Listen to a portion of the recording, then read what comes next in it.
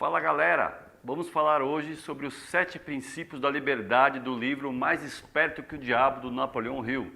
Então aqui ó, os 7 princípios. Essa é uma parte muito importante do livro, só que além de passar essa parte do livro, eu vou passar alguns conceitos muito importantes que não estão no livro, para você de verdade conseguir colocar em prática e fazer o que tem que ser feito. Para você de verdade passar dos 98% que o livro fala que são os alienados, os escravos, para os 2% livres. Tá? Eu já falei muito em um outro vídeo sobre o medo, que é a maior arma que o diabo usa para te manter escravo. Eu não vou falar detalhes sobre o medo aqui nesse vídeo. Vou dar só uma pincelada, porque se você estiver interessado sobre o medo, assista outro vídeo que ali está detalhado tudo sobre o medo, que é a principal arma. E se você não assistiu ainda, volta lá e vê o vídeo sobre o medo, é muito importante, para depois você vir para cá, ok? Então vamos lá. Primeiro princípio que ele fala aqui é propósito.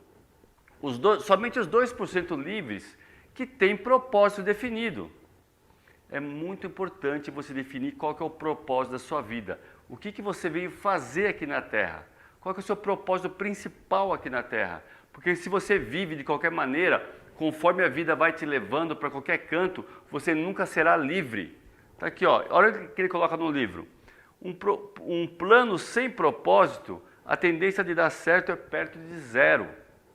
E ele fala também o seguinte, que se você não tiver um plano tão detalhado, tão bom, mas se você tiver um propósito bem definido, a tendência desse plano dar certo é muito maior. Então, olha só a importância desse negócio de propósito.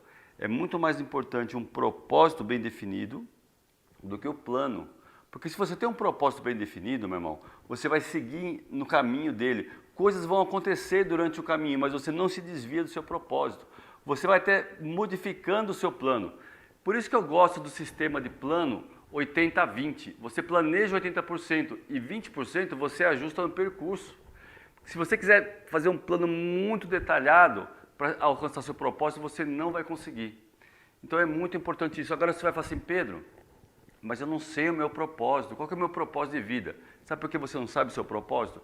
Porque você não tem identidade definida. Você não sabe quem você é de verdade. O seu verdadeiro eu não está ainda aflorado. E como é que eu sei disso? Eu vou fazer algumas perguntas para você. A imagem que você tem sobre você, porque o que você pensa que você é, que é o falso eu, é a imagem que você tem de você. A imagem que você tem de você foi construída de forma externa? Como assim, de forma externa? O que seu pai falou que você era, o que sua mãe falou que você deveria ser, o que seus mestres falaram que você deveria ser, ou seja, tudo de forma externa, de fora para dentro. Isso aí é o seu falso eu. Mas Pedro, como assim? Eu fui criado assim, meus pais me criaram assim, exatamente. Mas eles mesmos não sabem quem eles são em Deus. Eles não têm uma identidade definida. Vou te dar um exemplo.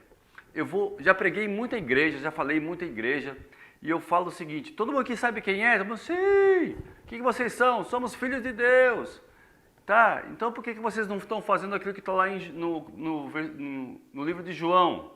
Por quê? Vocês vão fazer coisas maiores do que Cristo fez. Aí fica um silêncio. Ninguém sabe o que responder. Porque eles não sabem de verdade quem eles são. Eles ouviram falar que eles têm que ser filhos de Deus. De novo, é de fora para dentro. Mesmo que o conceito é certo. Olha só que loucura que é isso. Mesmo que falam para você, você é filho de Deus, você é nação eleita, é sacerdócio real, herdeiro de Cristo, embaixador de Cristo aqui na terra. Tudo isso são conceitos maravilhosos. O que é embaixador, por exemplo? Embaixador, se você é embaixador dos Estados Unidos aqui no Brasil, você não depende da economia brasileira, você não depende das leis brasileiras. A sua provisão vem dos Estados Unidos, mesmo você estando aqui. O solo que você está é solo americano aqui dentro do Brasil. Então, se você é embaixador de Cristo aqui na Terra, a sua provisão não vem daqui, vem lá de cima. As leis que regem a sua vida também são as leis lá de cima. Não adianta você saber isso, de novo, vai ser só de dentro para fora. Mesmo que te falaram que você, aí seus pais ou pessoas que erroneamente falaram sobre você, você não é nada, você não é capaz, a escassez é isso mesmo, se você tem uma visão distorcida, mesmo que se eu te falar todos os conceitos corretos sobre você, você não vai ativar a sua verdadeira identidade, porque está sendo tudo de fora para dentro. para você descobrir quem você é de verdade, é de dentro para fora. É uma viagem que só você vai poder fazer, de dentro para fora. Esse é o caminho da liberdade. É uma viagem para dentro. É o chamado Lech Lecha. Foi o que Abraão fez quando Deus convidou ele para falar assim, ó, sai da tua terra e vai para uma terra que eu te mostrarei. Sai da tua parentela e vai para uma terra que eu te mostrarei. Aí você vai se encontrar, você vai fazer uma viagem para dentro. O fato dele sair dali e ir para outro lugar é que ele tinha que cortar alguns laços. Mas quando Deus fala, ele usa a palavra Lech Lecha, ele fala uma viagem para dentro. Tá? Isso do hebraico, uma viagem para dentro. Então, você tem que fazer uma viagem, você tem que olhar para dentro de você. Porque quem você é de verdade é o que está escrito o seguinte, lá no comecinho em Gênesis, que Deus te criou antes da fundação do mundo.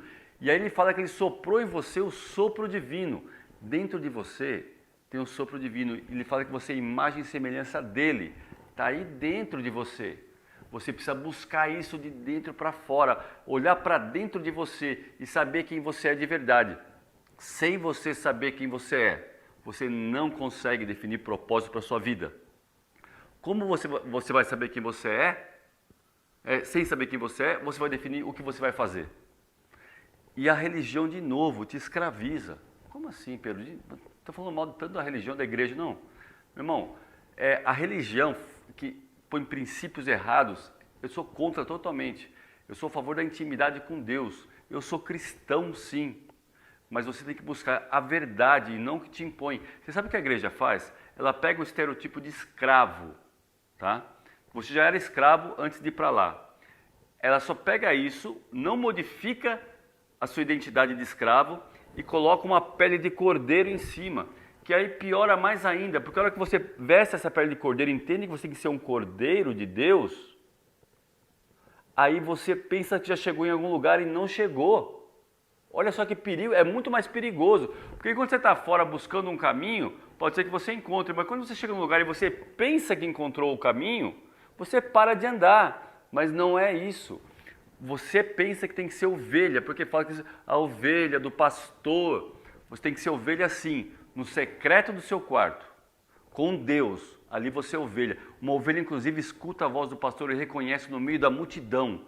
Você tem que ser isso. Mas a hora que você sair do seu quarto, meu irmão, você não pode ser mais ovelha. A sua identidade é de leão. Você é o leão da tribo de Judá. Essa é a sua identidade, é isso que você tem que ser. E se você continuar sendo ovelha, você vai perder a guerra. Leão não tem medo, ovelha vive assim, mas então leão não tem medo, leão no máximo respeita outro leão. E nós estamos em guerra, e ovelha não ganha guerra, quem ganha guerra é leão. Então você precisa ativar o leão que tem dentro de você, é o leão da tribo de Judá. A Bíblia fala que ele é o último e eterno cordeiro, você não precisa mais ser cordeiro. Cordeiro come grama, meu irmão, você precisa comer carne. Paulo fala que você não está preparado para o alimento sólido. Então se prepara para o alimento sólido para você descobrir quem você é. Mas isso você vai ter que fazer. Eu só posso te desafiar. É lá para dentro. Tá?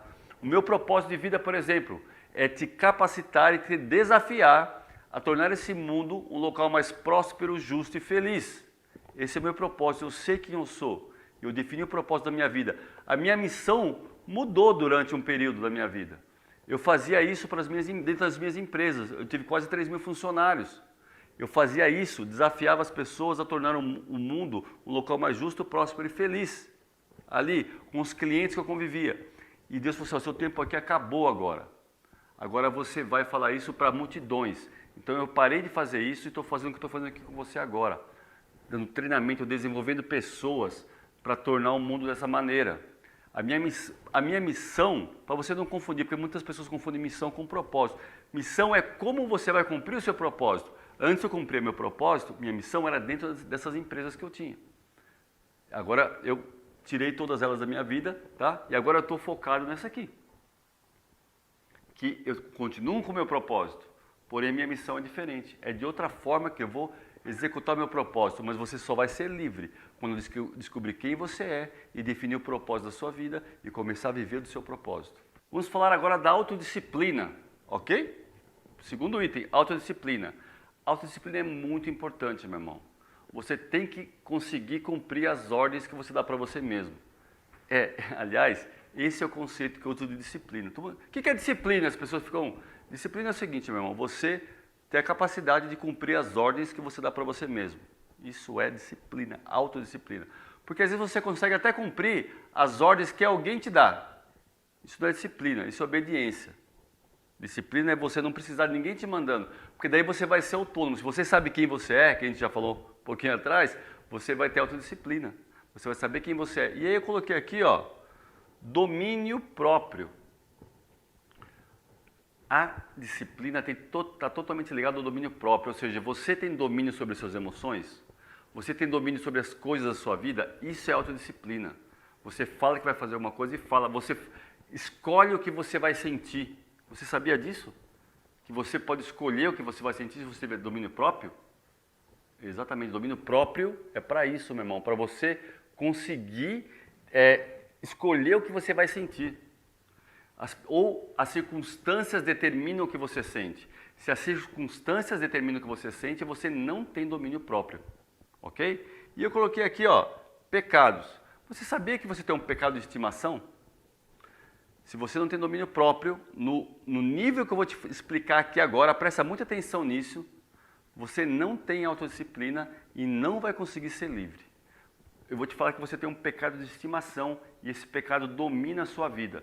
Não, Pedro, não. Eu não tenho pecado de estimação, eu tenho intimidade com Deus, Tá, então eu vou te falar uma coisa. Se você tem intimidade com Deus, tem domínio próprio e tá tudo bem. Então você é livre nessa área.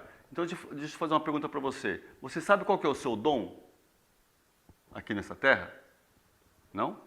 Então você não tem domínio próprio. Você utiliza esse seu dom para cumprir o seu propósito? Não? Então você não tem domínio próprio. Você nem sabe o que é isso mesmo. Você acha que não vive no pecado, mas você vive. E pecado, eu vou desconstruir essa parte religiosa também. Pecado, a origem dessa palavra pecado é errar o alvo. Pecado é igual a errar o alvo. Se você tem um propósito, se você não está conseguindo ir por esse caminho, você está no pecado. O pecado está te desviando. Sabe aquela, você está desviado. E aí fica aquela coisa de religião, né? Porque está fora da igreja. Não, o desviado é você estar se desviando do seu alvo. Isso que é desviado, meu irmão. Só que as pessoas não sabem. Ou desviado lá. Esquece isso, meu irmão. É assim, ó, você tem um alvo. E aí vou te perguntar, se você não tem propósito, você não tem nem alvo, como é que você vai acertar o alvo que você nem tem? O pecado está te dominando. E eu vou te explicar o porquê e vou te provar. Eu fiz aqui um esquemazinho muito simples. Esse E aqui, ó, é de enfermo. O N é de neutro. E o S de saudável. Esse Pzinho aqui, ó, de pecado.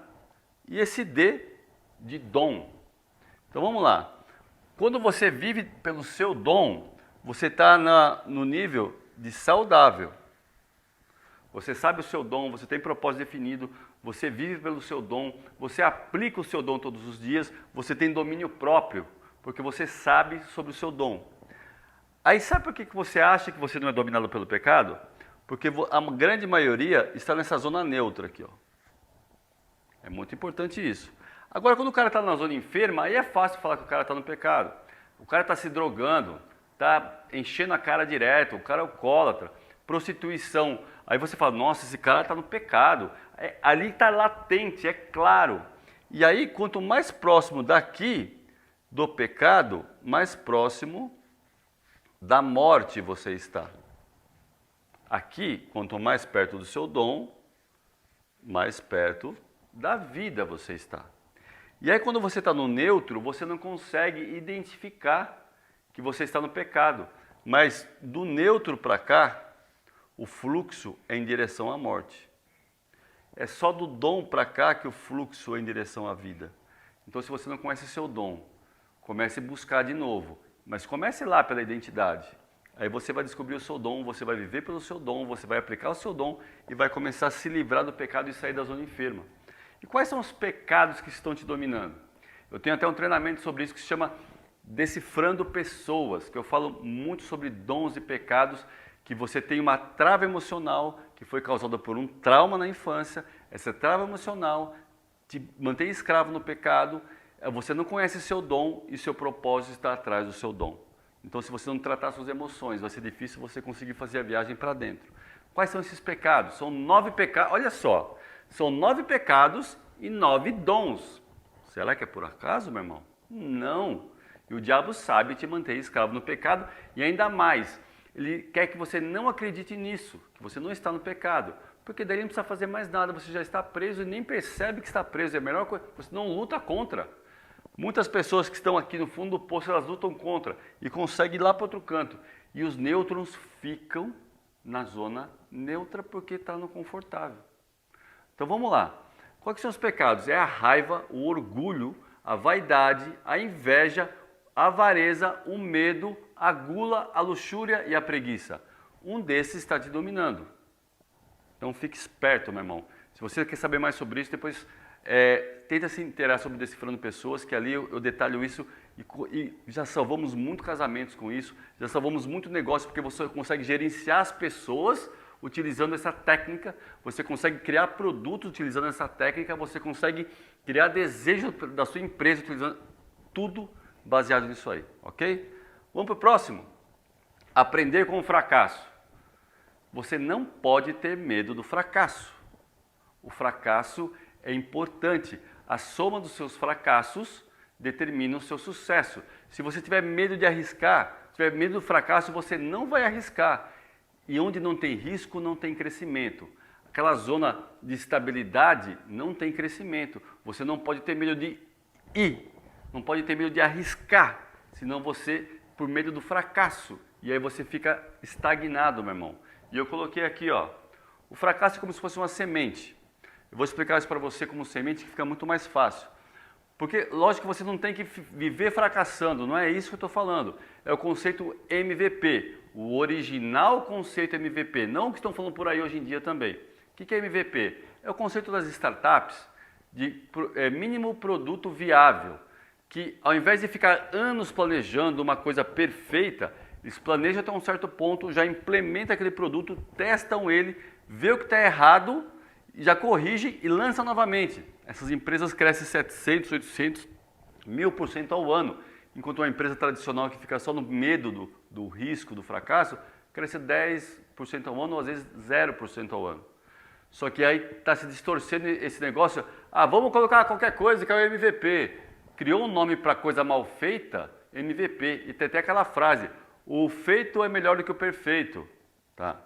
Veja bem, o feito não é melhor do que o mal feito. Então o pessoal está distorcendo isso, então toma cuidado com esse negócio. Tem que ter alguma coisa que seja atrativa, alguma coisa viável, alguma coisa boa para implantar. Senão você vai ficar implantando porcaria e fracassando e indo nessa filosofia até quebrar, tá ok? Vamos lá no exemplo da semente, para você entender como que você trata o fracasso. Quando você fez alguma coisa e deu errado, como é que você analisa? É o fato de você pegar uma semente e plantou. Não nasceu aquilo que você plantou, fracassou. O que você vai analisar? A semente que eu plantei é boa? Tenha a semente como ideia, a sua ideia é a semente. A ideia que eu tive é boa, a semente é boa? É boa, ok. Aí você plantou onde? Na terra. A terra que eu plantei é a terra adequada? A terra está boa? Aí como é que é a sua análise? Você tem a ideia, essa ideia, o ambiente estava ok, as circunstâncias ok, o mercado você avaliou, as pessoas que vão comprar você avaliou, a sua equipe, ou seja, tudo que envolve o ambiente, ok? E aí, um outro motivo para essa planta não ter crescido, não ter nascido, você não regou, você não cuidou depois de plantar. Então você pega uma ideia, você implementa e você continua cuidando dela até realmente ela crescer. Então é isso que você tem que analisar. Se você fizer essas 3 análises, em tudo que você fizer e não der errado, você consegue relançar de maneira correta. Então use o princípio da semente, ok? E imagem futura. O que é isso, imagem futura?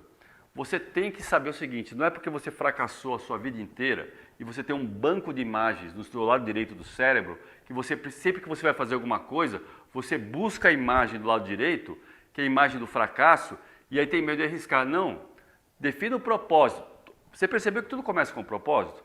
Defina o propósito, coloque na sua cabeça uma imagem de sucesso desse propósito, e toda vez que sua emoção for negativa, você vai buscar essa imagem e trazer para agora.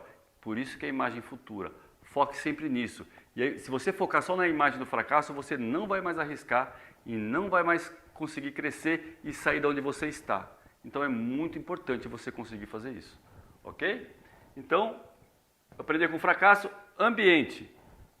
Primeira coisa que eu coloquei no ambiente aqui é networking. Como assim ambiente com networking? É o seguinte, você tem que evitar ambientes tóxicos. E muito importante. Se você tem propósito definido ou quer definir propósito ou está na busca da verdadeira identidade, você tem que frequentar lugares, conversar com pessoas, conviver com pessoas que estão nessa mesma sintonia, nessa mesma frequência. Se você tem à sua volta somente pessoas que não estão nem aí para isso, não estão buscando isso, estão na zona neutra ou na zona enferma, você vai ser influenciado por essas pessoas fatalmente, porque você nem sabe quem você é ainda e você vai acabar desistindo. Fuja desse tipo de ambiente. Faça networking com pessoas que estão buscando propósito, que também já têm propósito definido, que às vezes estão na frente. O networking é uma ferramenta maravilhosa, só que não é com qualquer um. Você tem que ver quem tem a ver com o seu propósito. Você tem que fazer networking com propósito e de propósito, ok? E aí uma coisa muito importante para você saber, se você tem um propósito para cumprir aqui na Terra, se você já descobriu isso, vai sempre faltar alguma pecinha dentro de você para você cumprir seu propósito. Sabe por quê? Deus já fez isso de propósito. Essa pecinha que falta em você está no outro. E aí você vai buscar o que falta em você no outro. Então você vai se conectar com pessoas. Deus fez um grande plano, um grande propósito para a Terra. E subpropósitos, que é o propósito individual de cada um. Só que cada um está conectado com o outro. Você tem que buscar as pessoas que vão te ajudar a você cumprir o seu propósito. Isso é muito importante. Eu faço muita mentoria e muitas vezes tem pessoas patinando e aí eu entrego uma chave, ela, caramba, era isso, e ela consegue fluir. Então, essa parte de networking, de mentoria é muito importante. Você se conectar com pessoas que já estão mais à frente, que podem te entregar as peças que estão faltando para você, ok? E de dentro para fora. O que é esse negócio de dentro para fora que eu coloquei aqui, ó? Nem sempre você vai poder evitar ambientes tóxicos. Você tem dentro de você, se você souber quem você é, a capacidade de mudar o ambiente de dentro para fora. Cheguei num lugar que está pesado, está carregado, você pode mudar o ambiente. Cheguei num ambiente que todo mundo falando só besteira, desfocado, não é isso que... Aí você tem dentro de você a capacidade de vibrar numa frequência e influenciar o ambiente. Ao invés de você ir embora pesado, você alivia o ambiente. Já aconteceu isso comigo várias vezes em reuniões. Você sabe que o mercado de trabalho, o mercado corporativo, muitas vezes é muito pesado. Pessoas inescrupulosas. Tem uma série de coisas. Eu já participei de reuniões muito pesadas, onde a reunião começou assim de um jeito travado, pesado. Pessoas falando mentira na mesa, de uma forma assim. E aí eu, ali dentro de mim, comecei. Isso não é para mim. Isso não é minha realidade. Eu vou vibrar aqui numa frequência diferente. Eu começo a orar, começo a buscar, trazer a presença de Deus e o ambiente muda. Eu já fiz isso várias vezes e você pode fazer isso. Basta você saber quem você é. Você é um influenciador. Você sabe o conceito de liderar? Liderar é influenciar pessoas.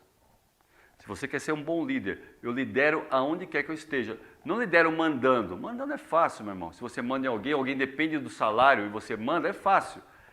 Agora, influenciar, mesmo se as pessoas nem te conhecem, isso é liderar. Isso está dentro de você. Isso tem a ver com o ambiente, ok? Então, vamos lá. E o tempo? Tempo é muito importante, porque o tempo traz a experiência, é automático, certo? Passa o tempo, você ganha experiência, não é? Errado. O tempo não traz experiência. Não, meu irmão. Precisa de uma outra coisa para o tempo trazer experiência, que eu coloquei aqui, ó. O tempo e esse gráficozinho que eu coloquei aqui, que é ritmo. Se você não tiver o tempo passar e se você não tiver ritmo, frequência e ritmo, você não vai adquirir experiência. Eu vou te dar um exemplo. Existem pessoas idosas que são de verdade sábias, mas são pouquíssimas. Pode tentar buscar. Onde você vai encontrar um ancião que você vai conversar com ele e ele vai ser um sábio, que as pessoas sentam em volta dele para escutar ele falar. São poucos, né? Onde estão essas pessoas? Sabe por quê? o tempo passou para a maioria das pessoas idosas. Sim, porque passa para todo mundo. Só que ela não adquiriu experiência. E a explicação está aqui, ó. Essas pessoas já fizeram coisas boas na vida? Lógico que já fizeram coisas boas na vida. Mas elas não têm experiência. Por quê? Para você adquirir experiência, é o tempo com frequência. Não fazer uma coisa boa uma vez é fácil. O difícil é você fazer essa coisa boa sempre, num ritmo acelerado e numa frequência alta. Essa é a chave da experiência. Então você precisa adquirir experiência. O tempo é muito importante. Só que o tempo aplicado de maneira correta. Tá? Isso aqui também não está no livro. Tá? O tempo com frequência e ritmo. Mantenha o ritmo alto, mantenha a frequência. Eu vou te provar de novo. Amanhã eu vou começar a correr. Beleza, aí um dia você vai. 2 você vai. 3 já, 4. Aí você esquece. Não adianta. Então você tem que manter no tempo a frequência e o ritmo. E aí você vai adquirir experiência, aí você vai mudar resultado. Por isso que o tempo é muito importante para você masterizar o que você quiser. Define o seu propósito, meu irmão, e mantenha a frequência lá em cima. Aí você vai conseguir mudar resultado. Harmonia, que é o 6º item aqui. Harmonia é uma coisa muito importante. E aí você fala, harmonia, né, tem que se dar bem com todo mundo. Não é isso não, meu irmão. O que o livro trata de harmonia aqui, ele trata isso aqui, ó, as leis naturais. Essa parte aqui e essa parte também não está no livro. O que o Napoleão Hill fala das leis naturais?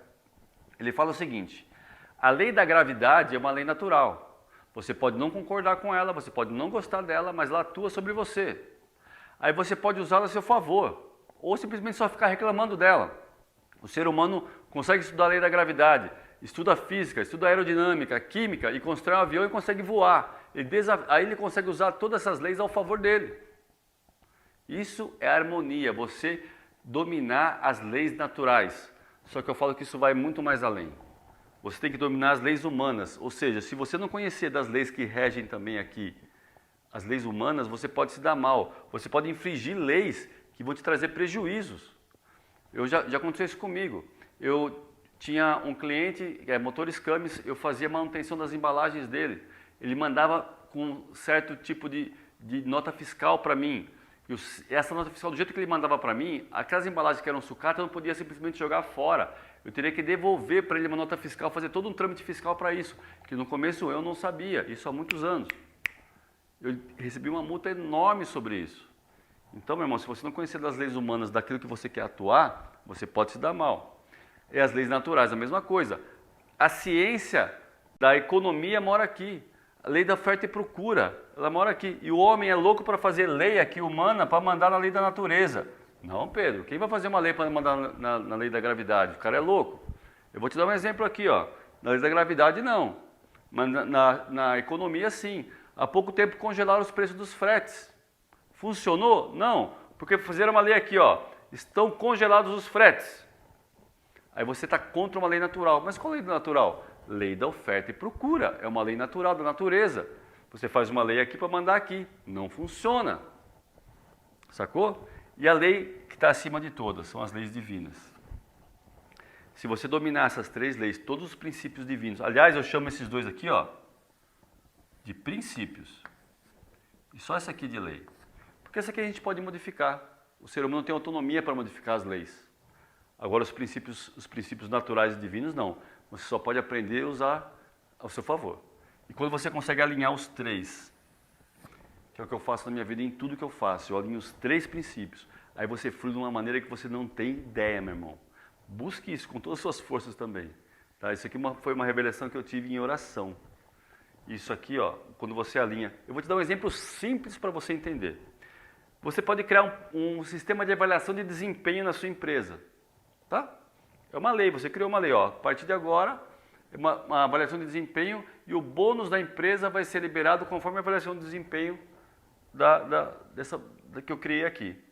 E aí você utiliza uma lei natural, um princípio natural na sua avaliação de desempenho. Por exemplo, você vai estudar sobre perfil de comportamento e a sua avaliação de desempenho vai ser de acordo com o perfil de comportamento, que é uma das coisas que eu trato decifrando pessoas também. Sabe, para você conseguir fazer o gerenciamento da sua equipe. Perfeito. E aí, Pedro, e aqui a divina? Aí você vai colocar o amor nisso. Ah, Pedro, mas aí está ficando romântico. Como assim colocar o amor numa avaliação de desempenho? É que você não sabe o conceito de amor. Amor é expandir o próximo sem esperar nada em troca. E aí, se você conseguir fazer isso aqui, uma avaliação de desempenho que a pessoa entenda que é para expandir ela, você não está esperando nada em troca, é realmente para ela crescer. Você utiliza uma técnica científica para poder desenvolver a pessoa. E isso aqui vira uma regra da empresa, isso aqui flui de maneira extraordinária. É diferente que a maioria das empresas faz avaliação de desempenho e as pessoas enxergam como punição. Ai caramba, vou lá para avaliação de desempenho, e agora? Aí não funciona, meu irmão, porque não estabelece. Esse aqui é um exemplo muito simples só para você entender. E o último é a cautela. No vídeo anterior que eu falo sobre medo, eu explico muito sobre o medo e como você transforma o medo em cautela. Mas eu vou dar uma pincelada aqui. Você tem medo de fazer alguma coisa, porque eu não vou explicar o detalhe do medo aqui nesse vídeo novamente, mas vou falar sobre a cautela. Como é que você transforma em cautela? Você vai planejar algo em cima da seguinte frase para ficar mais fácil para você. Não adianta você saltar do pier se lá embaixo só tiver rochedo. Porque as pessoas falam, quer se livrar do medo? Pula, dá um salto de fé. Meu irmão, mas você tem que planejar. Como é que é esse planejar? Eu vou olhar lá para baixo, só tem rochedo, ok? Vou analisar a maré, quando que a maré sobe para poder saltar? E você salta no momento correto. Isso é planejamento. A cautela é muito importante. O medo não, o medo trava o ser humano, o medo paralisa. A cautela faz o homem, vamos dar o exemplo do avião de novo aqui, planejar um sistema de manutenção preventiva e evita que o avião caia. Não é que ele está com medo, ele tem cautela e por isso ele vai fazer a manutenção preventiva. O medo só te paralisa, você não faz nada. A cautela você age. A cautela te impulsiona a fazer algo. Então, tudo que você tem medo, transforme num planejamento e transforme em cautela. Ok? E o último é a negligência. Como assim negligência? Muitas pessoas chegam até um certo ponto e começam a negligenciar as coisas. As pessoas caem o ritmo. Chega num certo ponto, chega uma zona de conforto, cheguei, e cai o ritmo. Meu irmão, você não pode cair o ritmo. Eu tive uma experiência em Israel, que ali onde foi Pentecostes, eu caí de joelhos ali e Deus falou muito claro comigo, Pedro, não pare, porque eu só paro quando você para. Foi muito forte o que Deus falou comigo. E eu estou falando para você, não negligencie, não pare, acelere, nós estamos em guerra. Ai, Pedro, como assim estamos em guerra? Quer dizer que eu sou obrigado a ser rico? Eu sou obrigado a ser livre? Não, você não é obrigado, você tem o direito de.